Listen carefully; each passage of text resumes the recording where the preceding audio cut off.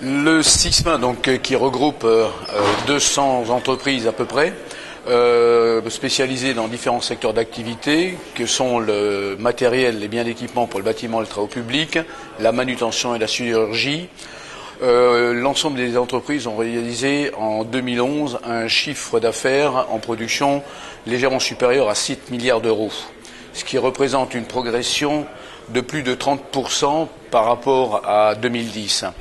Le trou que nous avons connu en 2009, après la crise de 2008, a été de ce fait en partie comblé, même si aujourd'hui nous restons encore en deçà du sommet historique connu en 2008, de l'ordre de 20%. Pour 2012, l'évolution actuelle reste positive. Même si les points, les zones géographiques où sont réalisées les ventes changent.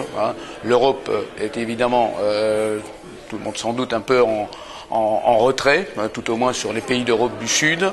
Le Nord reste quand même encore dans des tendances positives. Par contre, il y a un développement important pour nos professions, pour nos activités, sur le reste du monde, sur le grand export, sur des pays environnants directs de l'Europe comme la Turquie, le Maghreb, évidemment un certain nombre des pays émergents. Alors le BTP est tiré par différents facteurs. D'une part, un renouvellement de matériel, notamment en partie dû au lower, là je parle peut-être plus des marchés européens, mais également par un certain nombre de grands chantiers structurants. Alors en France, on peut citer des grands chantiers comme le SEA, donc le LGV Sud-Europe Atlantique, le futur chantier du BPL, donc Le Mans en Rennes. Ce sont des chantiers qui vont amener et qui ont amené des investissements relativement importants en matériel.